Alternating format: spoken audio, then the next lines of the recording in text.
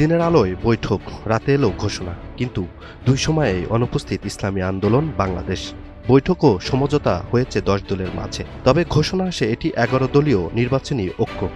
আমাদের এই নির্বাচনটি হচ্ছে আমাদের অস্তিত্ব রক্ষার একটি নির্বাচন।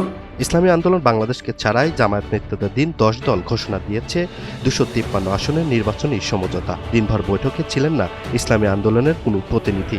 রাতের সংবাদ সম্মেলনেও দেখা যায়নি তাদের কাউকে। সামাজিক সুবিচারের বাংলাদেশ। ঘোষণা অনুযায়ী জামায়াতে ইসলামী প্রতিদ্বন্দ্বিতা করবে 179টি আসনে, বাকি 74টি আসন ভাগ করে দেওয়া হয়েছে শরিকদের মধ্যে।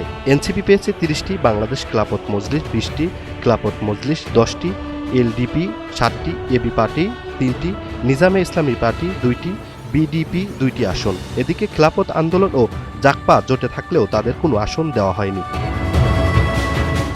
এদিকে জামায়াতের কেন্দ্রীয় কার্যালয়ে বৈঠকে ইসলামী আন্দোলনের কেউ ছিলেন না। বৈঠক শেষে জানানো হয় তাদের জন্য আসন সংরক্ষিত রেখেই নাকি চূড়ান্ত করা হয়েছে সমঝোতা।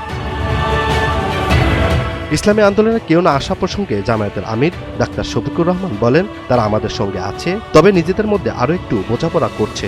মনোনয়নপত্র প্রত্যাহারের সময় ঠিক হয়ে যাবে।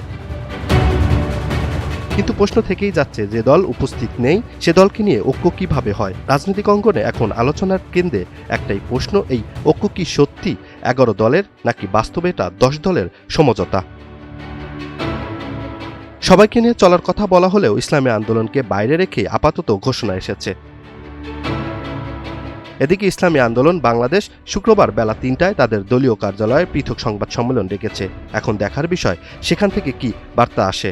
শেষ পর্যন্ত ইসলামী আন্দোলন এই জোটে আনুষ্ঠানিকভাবে যোগ দেয়, নাকি এই ঐক্য ভাঙনের মুখে পড়ে। Imran Hussain, NTV online.